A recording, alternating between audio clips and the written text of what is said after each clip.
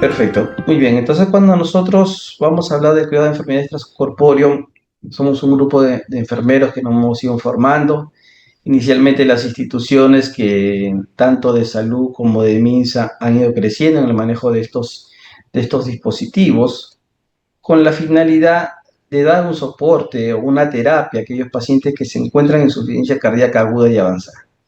¿Qué quiere decir? El paciente que está en falla avanzada tiene un alto riesgo de mortalidad cuando llega a la unidad de emergencia por un infarto de miocardio, cuando llega a la unidad de cuidados intensivos, le damos todo el soporte farmacológico que tenemos. E inclusive en algunos centros, balón de contrapulsación, el paciente es intubado, el paciente está bajo efecto de sedación, y aún así la mortalidad es alta en estos pacientes cuando el daño al miocardio es mayor del 40%. Otro tipo de enfermedad o cardiopatía que lo lleva a una insuficiencia cardíaca aguda.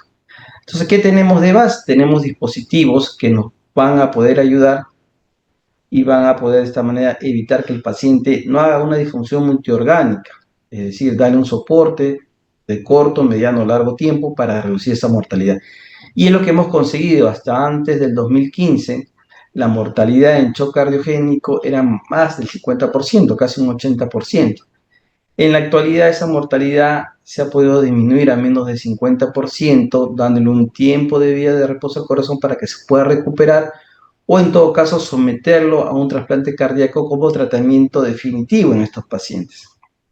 En la actualidad, estos dispositivos de soporte circulatorio mecánico se van a dividir de muy corta duración, aquellos que utilizamos menos de 15 días, si necesitamos mayor tiempo de soporte a los pacientes, de intermedia duración entre 15 y 30, y los de larga duración mayor de 30 días o hasta años que este año ya se ha podido adquirir, se ha podido colocar a una paciente en falla cardíaca avanzada, como les voy a mostrar más adelante, y utilizamos dispositivos de corta, mediana y de larga duración. Estos a la vez se dividen de acuerdo al tipo de flujo que manejan. En la actualidad lo que manejamos son de flujo continuo. Van a asistir, pueden asistir el ventrículo izquierdo, pueden asistir el ventrículo derecho o pueden asistir ambos ventrículos. Puede colocarse de manera percutánea o de manera quirúrgica y la ubicación pueden ser dispositivos extracorpóreos que están fuera del paciente o dispositivos intracorpóreos que están dentro de la cavidad torácica o muy cerca de la cavidad torácica.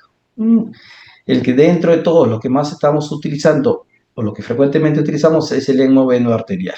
Lo que vamos a ver. Estos son los diferentes dispositivos que hay en el mercado que pueden asistir del lado izquierdo, como es el hemóveno arterial. Tenemos dispositivos que van a asistir,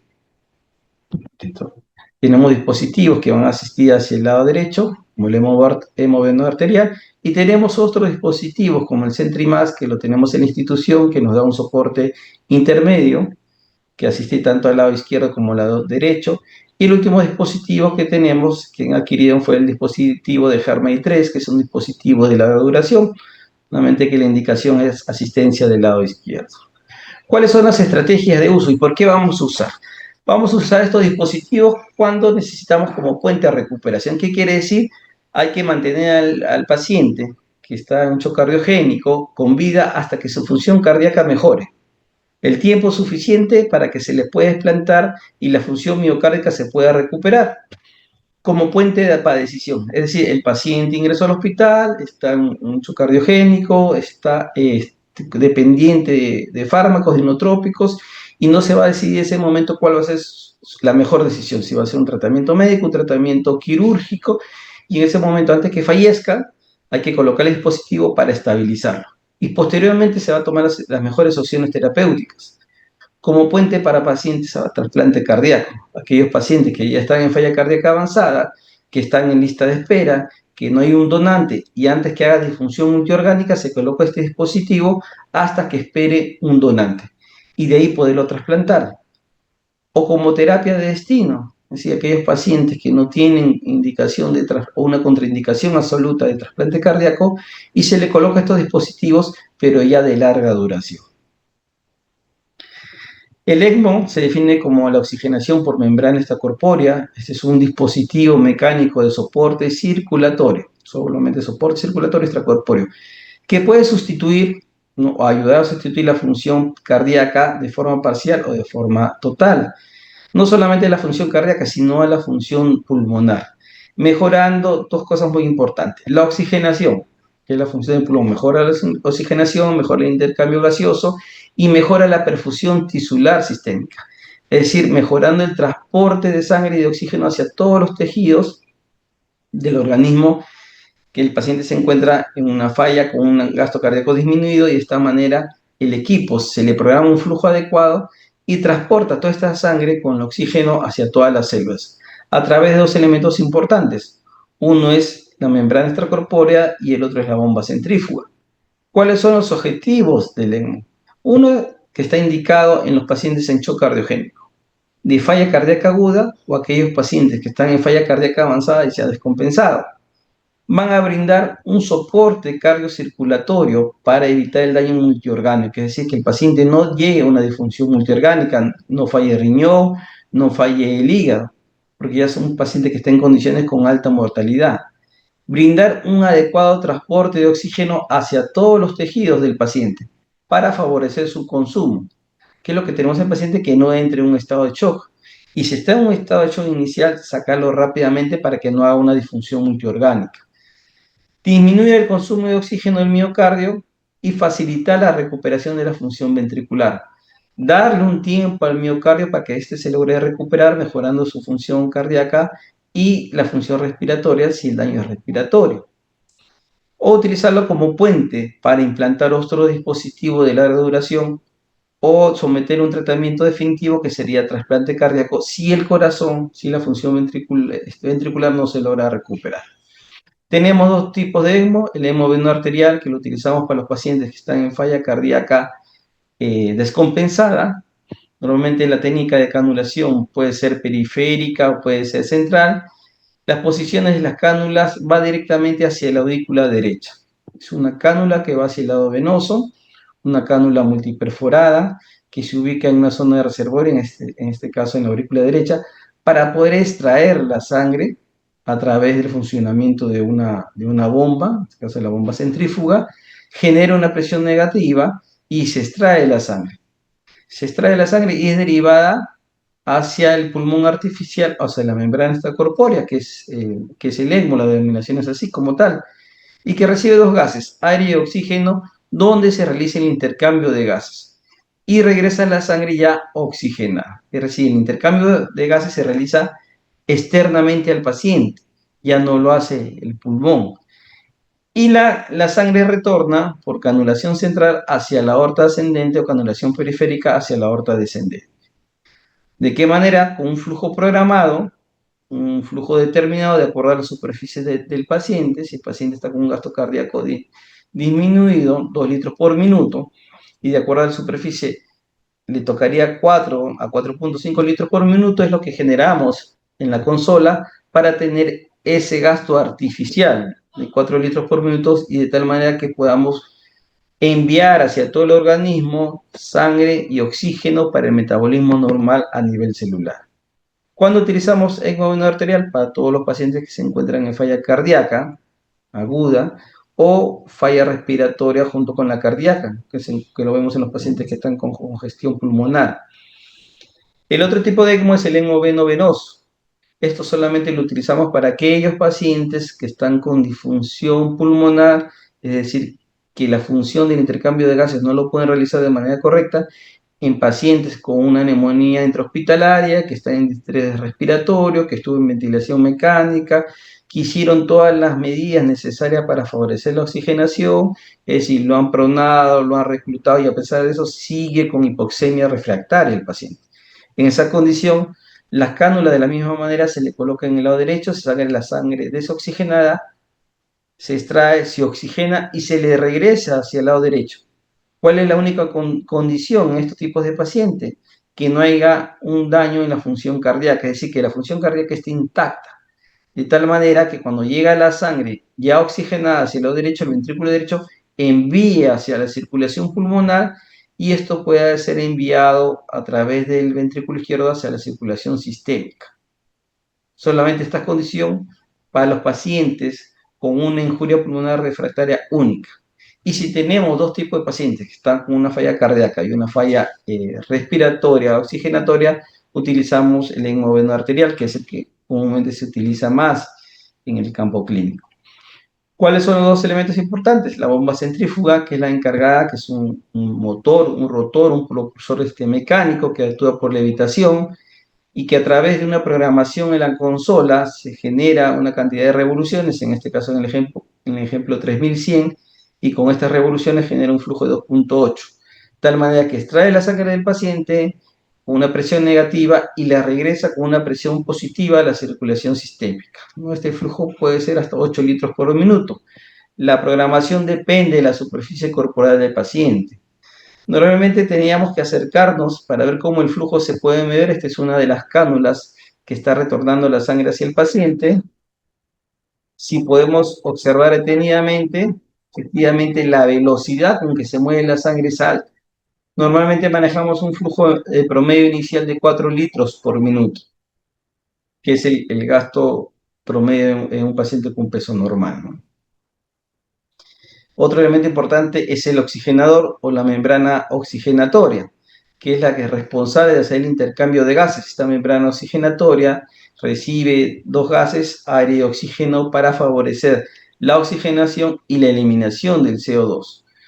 En esta membrana oxigenatoria hay dos capas, una capa sanguínea, una capa de gases, donde por diferencial de presiones se realiza el intercambio de gases. Es decir, que esta membrana oxigenatoria haría la función del pulmón.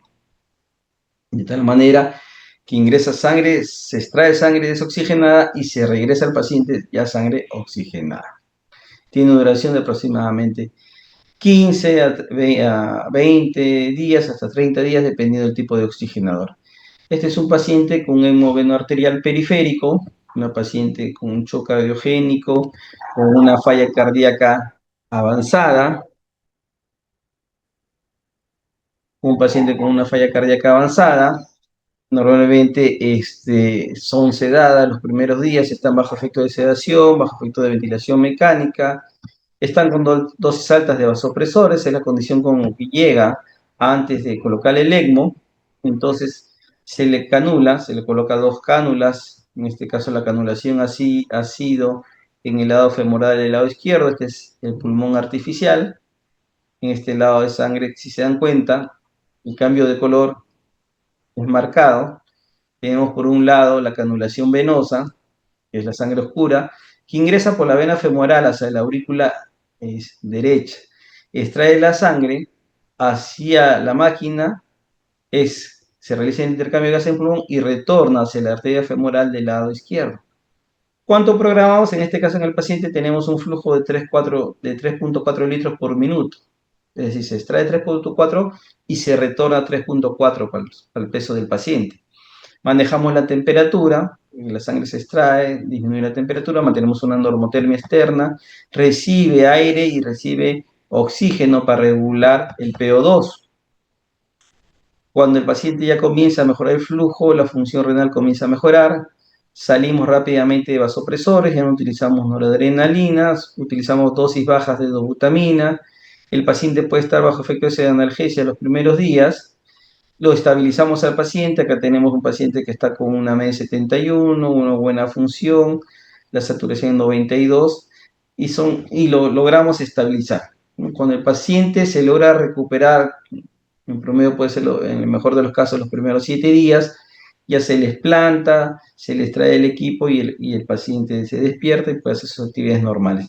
Pero si no se logra recuperar el corazón y hay mayor necesidad de utilizar este soporte, se le puede colocar otro dispositivo ya de duración intermedia, y si no se logra recuperar, o va a trasplante cardíaco o va a otro dispositivo de larga duración. ¿Qué es lo que hace el equipo en el paciente? ¿Por qué la mejora en cuanto a los cambios fisiológicos? Uno es que mejora el gasto cardíaco, incrementa el gasto cardíaco en forma artificial, disminuye el trabajo de los ventrículos, mejora la oxigenación a nivel pulmonar, más cuando el paciente está con congestión. Estos pacientes van a requerir anticoagulación porque se les trae la sangre y las mayores complicaciones es que se vayan a trombosar en el sistema. Hay que darle heparina en función continua. Estos pacientes tienen altos riesgos de tener sangrado en la zona de canulación o hacer isquemia en la zona de canulación. Pueden hacer hemólisis. Son pacientes que tenemos que tener bastante cuidado durante la movilización porque se puede decanular estos pacientes, ¿no? Es una de las mayores complicaciones. ¿Cuándo lo utilizamos? Uno de los diagnósticos más frecuentes es cuando utilizamos hemoglobinuria arterial en pacientes cardíacos con una descompensación cardíaca, todo paciente que se encuentre en shock cardiogénico, post-infarto de miocardio o por una arritmia refractaria, como explicaba en la clase anterior, una arritmia, una taquicardia ventricular, una AFB, que a pesar del tratamiento farmacológico que le damos o lo hemos descargado, continúa con las arritmias y se encuentra en tormenta refractaria.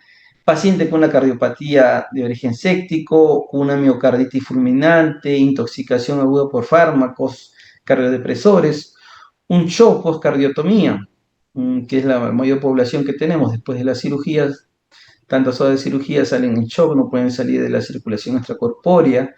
Pacientes que hacen falla primaria del injerto post-trasplante cardíaco, alguna miocardiopatía, pacientes que son sometidos a procedimientos de hemodinamia de alto riesgo, lesión en tronco, lesión multiarterial, pacientes con hipertensión pulmonar o pacientes que son reanimados, ¿no? El RCP. Dentro de los primeros 15 minutos, el paciente es asistido y hasta que se busque la causa, se le coloca en el hemoveno arterial y se busca la solución luego. Y los pacientes que van hacia hemoveno venoso de causa respiratoria, todo paciente que se encuentre en distrés respiratoria, sea por una neumonía bacteriana o sea una neumonía viral. Mucho en la época de COVID se ha utilizado bastante el hemoveno venoso para aquellos pacientes que han estado con un distrés respiratorio por el COVID. Síndromes por aspiración, pacientes con una falla hipercánica, pacientes que hacen falla primaria del injerto post-trasplante pulmonar o aquellos pacientes que están en lista de trasplante pulmonar y no hay pulmón, se le coloca al ECMO para evitar una disfunción multiorgánica. Para algunos procedimientos a nivel bronquial, a nivel de cavidad torácica, momentáneamente por hora se le coloca el ECMO intraoperatoriamente y después se le retira, o para otro tipo de procedimientos con la finalidad.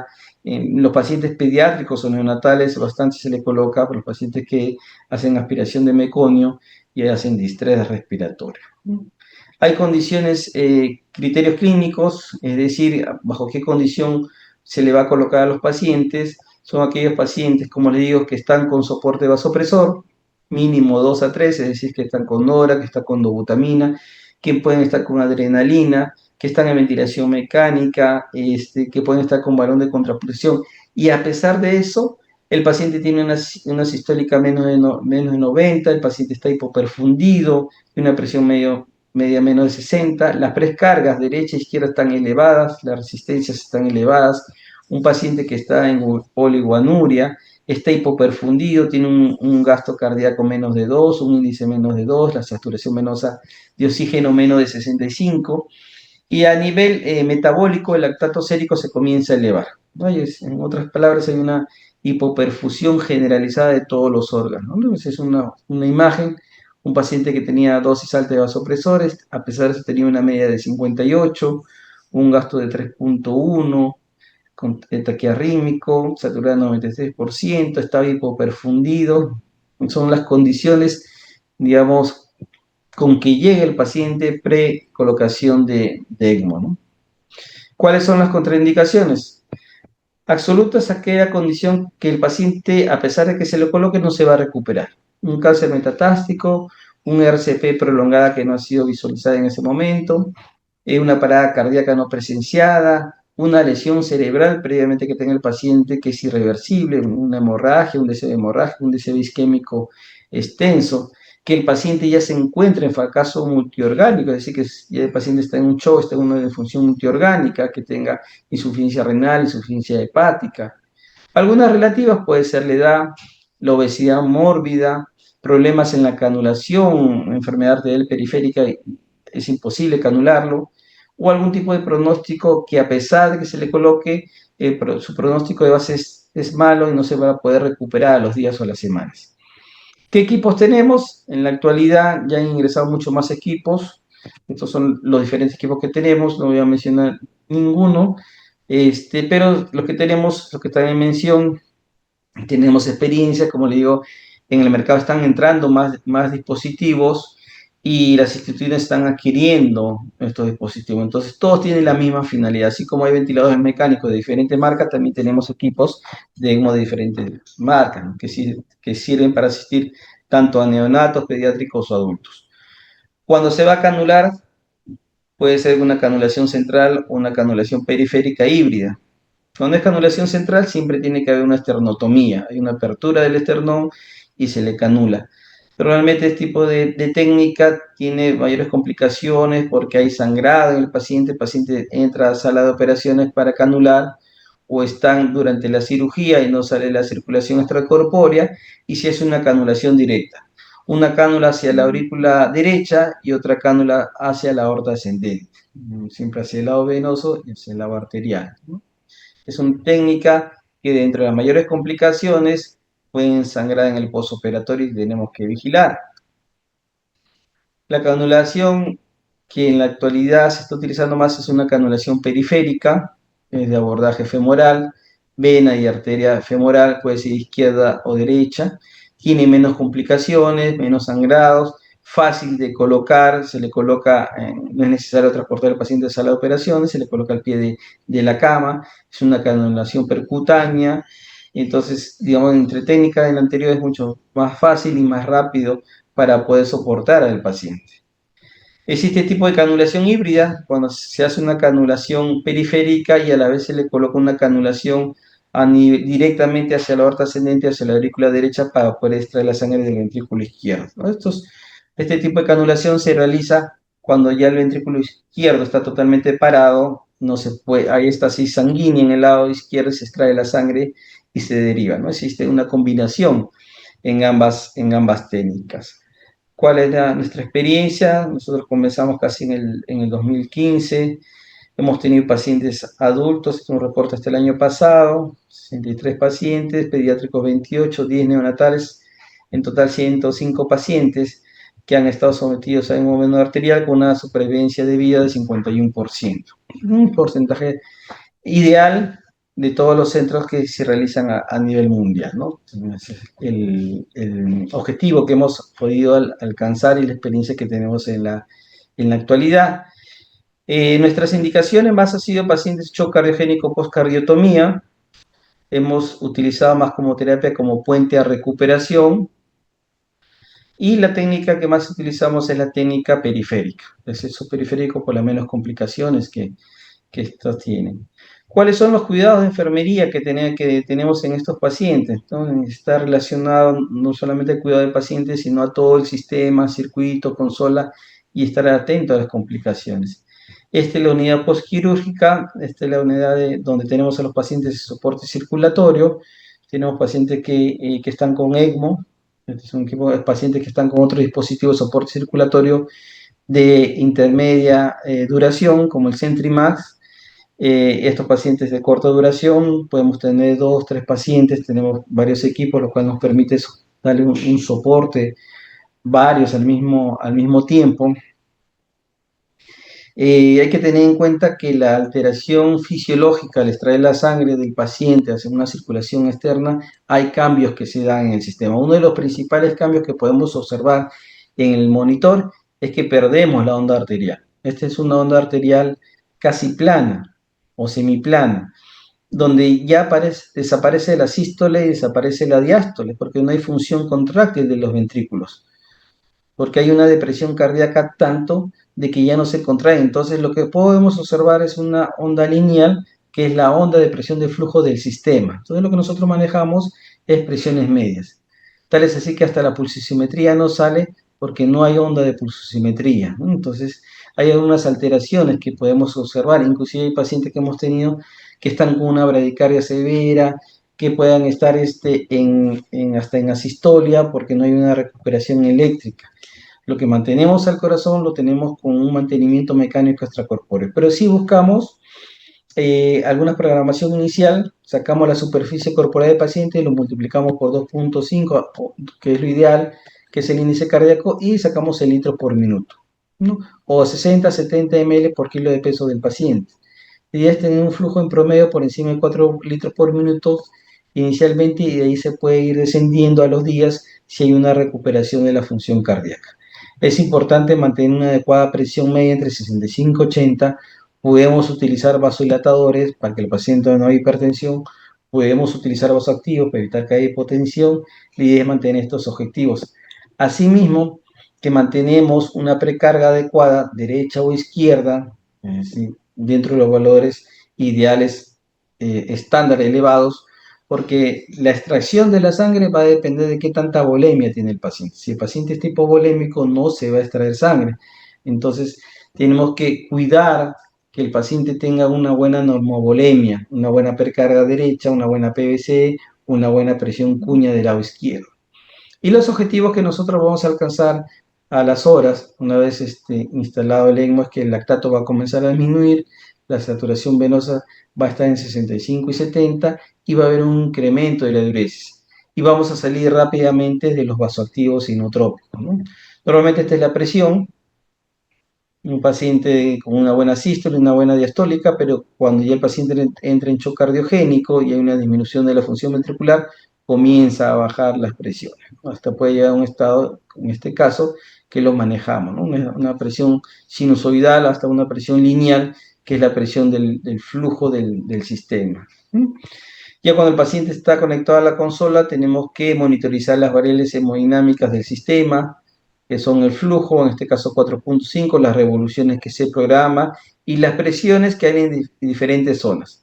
Una presión negativa, que es la presión de extracción, y una presión de la zona 12 y la zona 3, que son presión positivas, que es por donde pasa la sangre de la bomba hacia el oxigenador y el oxigenador hacia el paciente. Entonces tenemos que monitorizar las presiones, porque cuando se alteran nos dan indicadores como complicaciones. Entonces nosotros monitorizamos el flujo, que no nos vaya a caer, porque cuando hay caída de flujo tenemos que empezar primero en la precarga. Hay hipovolemia, hay acodamiento, hay trombos, o todo caso en la poscarga si hay hipertensión o acodamiento o trombos en el sistema. A veces es tanto la cantidad de volumen que baja que se puede colapsar las cánulas porque hay hipovolemia, o el paciente comienza a sangrar y no hay de dónde extraer. Entonces es importante mantener una adecuada volemia del paciente. Otros son las presiones que manejamos en el sistema. Y las presiones se pueden alterar. Cuando se extrae la sangre, manejamos una presión 1, que es la presión negativa, y de ahí manejamos una presión 2, que va de la sangre desde la bomba hacia el oxigenador, y una presión 3, que va del oxigenador hacia el paciente. Y en estos trayectos se puede formar trombos, se puede coagular, se puede acodar, se puede doblar y puede variar las presiones. O puede fallar el oxigenador porque se formó trombos. Entonces tenemos que estar atentos a los cambios de las presiones que se dan en las diferentes zonas para tomar las medidas necesarias. Cuando estos pacientes ya están en soporte extracorpóreo, las arritmias o las arritmias de parada cardíaca, que normalmente nosotros manejamos, digamos, ya no actuamos de la misma manera. Porque si se dan cuenta, es un paciente que está en FB. Un paciente que está en FB, pero la presión se mantiene estándar, 68 de medio. Por encima de 65 está muy bien. Entonces, la actividad eléctrica ya no afecta a la actividad mecánica, porque el paciente está sometido a un soporte extracorpóreo. Si no estuviera sometido, no estaría con presión de 67, posiblemente esto estaría en cero, y rápidamente teníamos que descargar al paciente. Entonces, todas las arritmias ventriculares, todas las arritmias supraventriculares o arritmias de parada cardíaca, el manejo ya es distinto en estos pacientes, porque está en soporte extracorpóreo. Hemos tenido pacientes que hasta 24 horas han estado en FB y no ha habido ningún problema, porque es un corazón totalmente isquémico. Una de las grandes complicaciones que estos pacientes pueden presentar es a nivel neurológico. Están con infusión de heparina, se puede formar trombos en el sistema y puede ir a la circulación cerebral. Puede haber DCB isquémico o puede haber DCB hemorrágico, por eso que es importante monitorizar la actividad pupilar, inicialmente bajo pseudoanalgesia, utilizar monitores de NIRS para mantener la oximetría cerebral, y vigilar aquellos cambios de caída, como puede ser hipotensión, hipovolemia, y fuera el caso, rápidamente llevarlos a tomografía. Y si el paciente tuviera un sangrado, suspender la infusión de heparina y dar medidas de neuroprotección. Hemos tenido casos, con este tipo de pacientes, si se dan cuenta, con una isquemia extensa en el hemisferio del lado derecho, por un trombo que ha ido hacia la circulación arteria cerebral media. Entonces son parte de las complicaciones. Bajo estas condiciones ya no hay signos de recuperación del paciente porque presentaba un infarto cerebral extenso en el hemisferio del lado derecho, posiblemente tromboembólico, ¿no? Entonces ya no tendría razón de continuar con este soporte extracorpóreo, son parte de las complicaciones.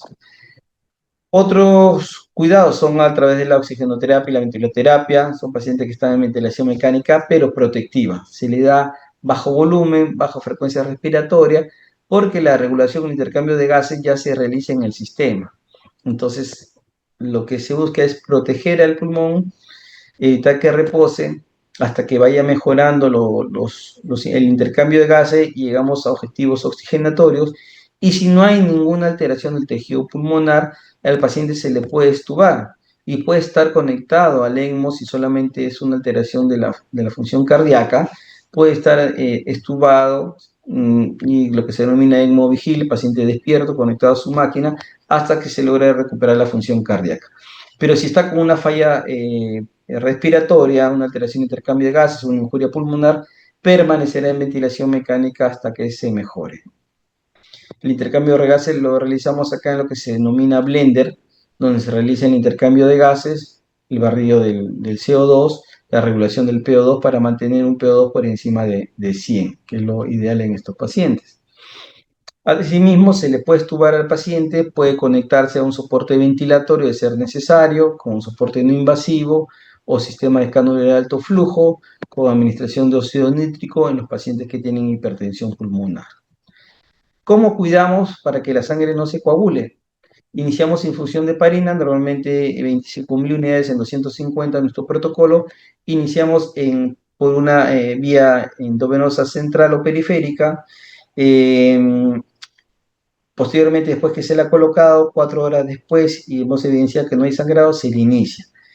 Se le inicia y con una infusión inicial de 10 a 20 unidades kilohoras y una dosis de mantenimiento de 10 a 40. Y nuestro objetivo ideal, un control de TTPA, el tiempo de tromboplastina parcial activada, entre 60 y 70. Y le hacemos un control inicialmente cada 6 horas. Y una vez que hemos alcanzado los objetivos ideales, podemos prolongarla cada 12 horas o hasta cada 24 horas cuando hemos tenido pacientes que ya han estado largo tiempo y han alcanzado el TTP ideal. Entonces lo que buscamos es que alcancen el TTPA objetivo y no se coagule la sangre en el sistema. Otras complicaciones que podemos tener por la administración de la heparina o en la zona de canulación, que los pacientes puedan sangrar. Entonces es importante valorar las zonas de punción, controlar los sistemas de drenaje, controlar la hemoglobina, ya no realizar punción arterial ni venosa cuando el paciente está con infusión de heparina, por eso es que todos los dispositivos invasivos se le coloca antes o se le retira antes si hay que sacar algunos o cambiarlos en todo caso. Pero es importante vigilar porque estos pacientes hacen sangrado por el problema de las complicaciones de la administración de la heparina. Pueden hacer sangrados de la zona de punción, de la zona de introductores, o podemos tener pacientes con sangrado gastrointestinal. Bajo esa condición se suspende la heparina, se controla el sangrado y posteriormente se va a reiniciar la heparina, ¿no? Entonces, tenemos que vigilar en todo momento, tener los valores óptimos o subóptimos y evitar que se nos vaya por encima de los valores ideales, ¿no?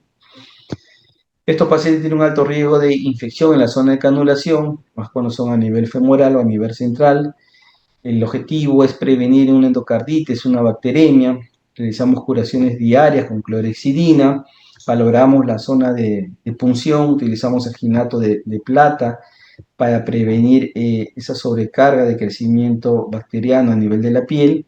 Y si hubiera algunos cambios o secreciones purulentas, cultivamos las secreciones o se utiliza antibióticos locales o antibióticos parenterales para evitar que la infección vaya aumentando, ¿no?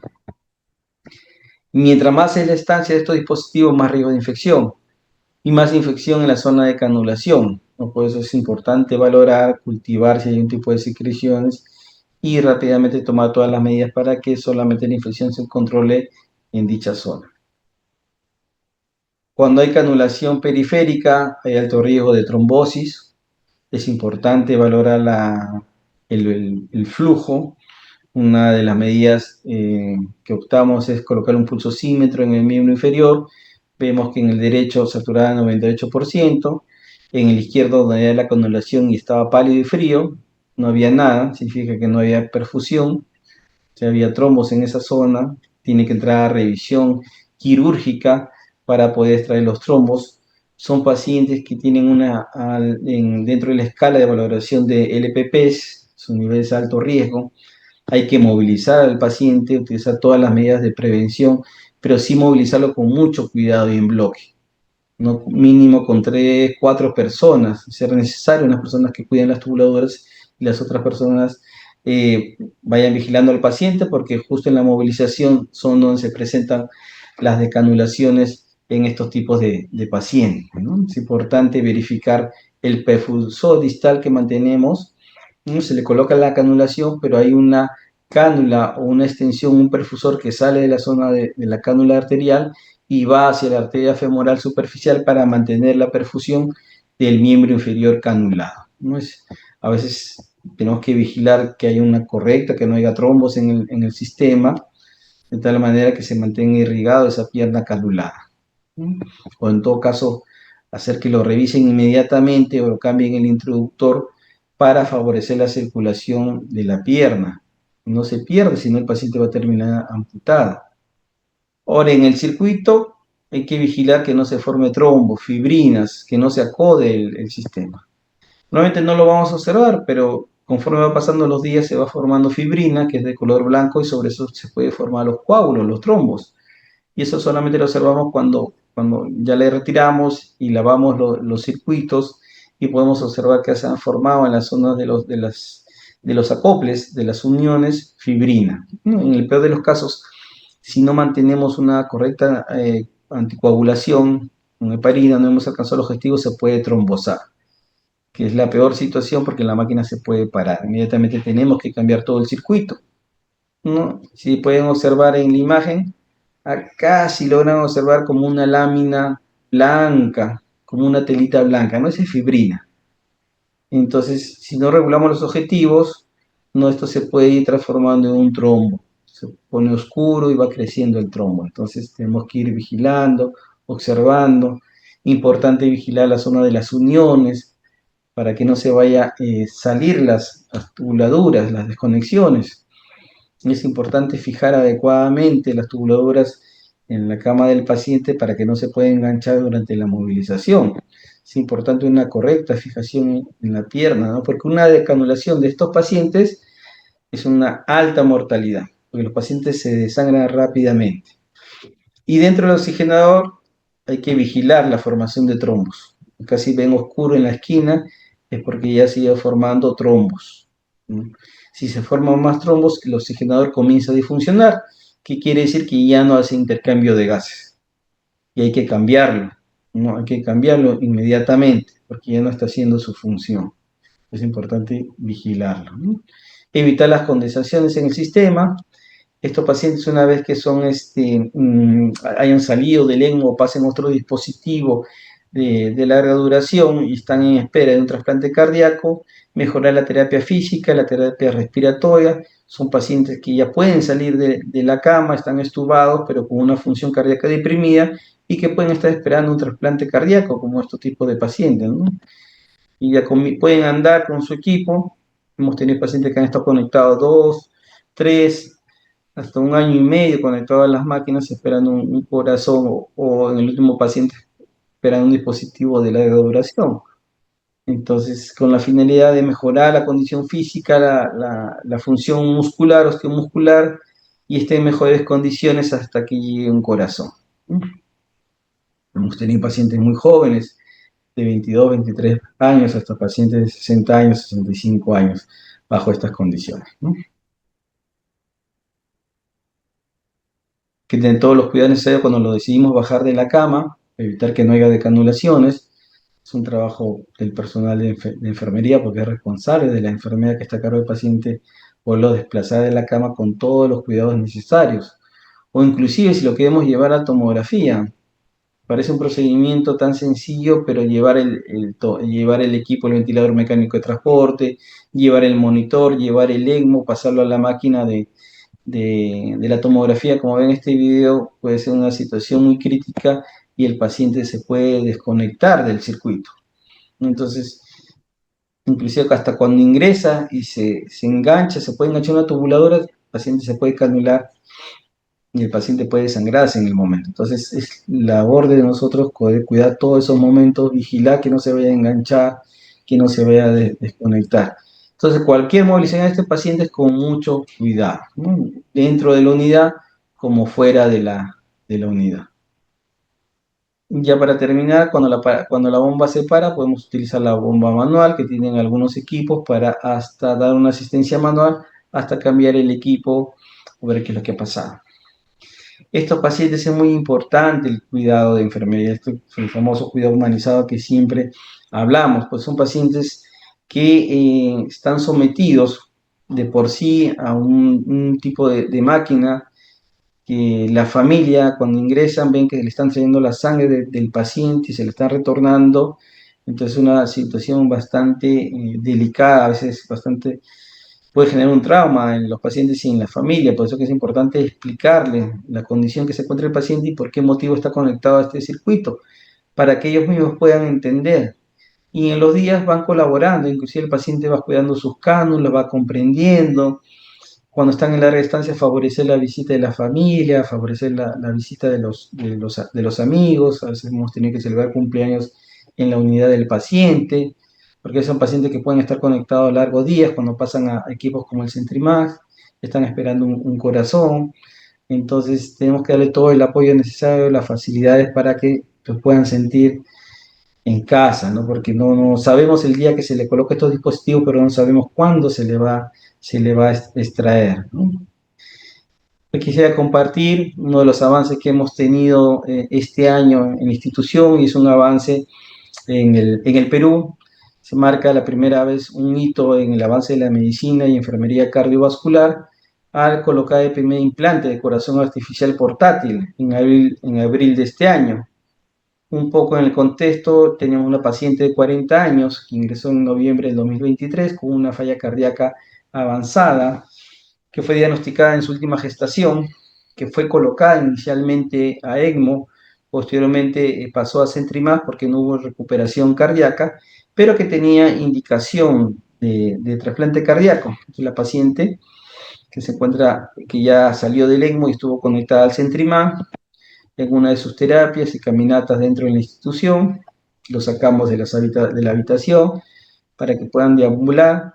Un paciente que está con la función pulmonar, hemos tenido dos pacientes, hasta tres pacientes, tengo una de sus compañeras que ambas están conectadas al equipo esperando un corazón, pero que dentro de los estudios cuando se realiza a la paciente tenía contraindicación absoluta de trasplante cardíaco porque su sistema inmunológico era muy alto, su sistema de defensa. Entonces tenía una cantidad de anticuerpos casi al 100%, lo cual tenía un alto porcentaje de rechazar un corazón si se le implantaba. La paciente estuvo conectado casi un año y medio, en realidad 451 días al equipo, hasta que se decide implantarle el dispositivo de asistencia de larga duración, el HERMEI 3, que es un dispositivo que recién lo ha adquirido la institución y se le colocó en el país. Contamos con el apoyo de dos médicos, Leonardo Salazar de la Fundación Cardiovascular de Colombia, de Bucaramanga, y el doctor Aldo Rafael del Hospital Baylor de Dallas, Estados Unidos. Nacido en Perú, pero que radica ya en Estados Unidos varios años. Entonces, con ellos se trabajamos para la instalación de este dispositivo, un poco para que lo conozcan, que es el HERMEI 3. Es un dispositivo de asistencia izquierda, solamente está conectado al ventrículo izquierdo y va a todo paciente que tiene falla ventricular izquierda.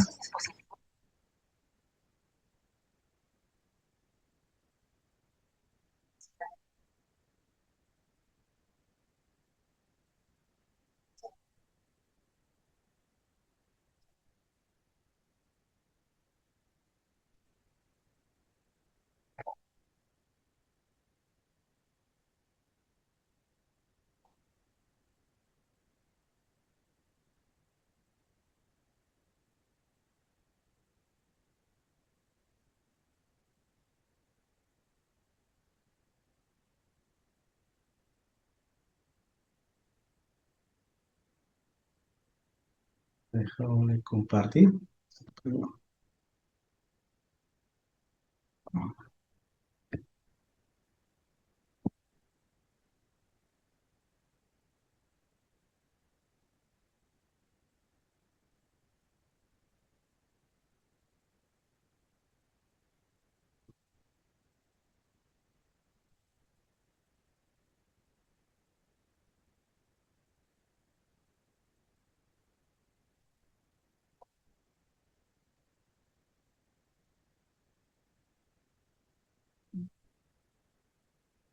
Y voy explicando, es una bomba centrífuga,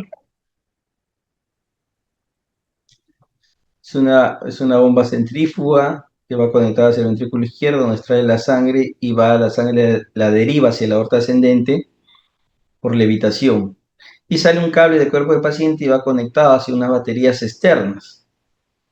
Estas baterías externas tienen una vida de 17 horas, es decir, le permite una independencia para que la paciente pueda salir de su casa, caminar, hacer sus actividades normales durante 15, 17 horas, ¿no? Con dos baterías.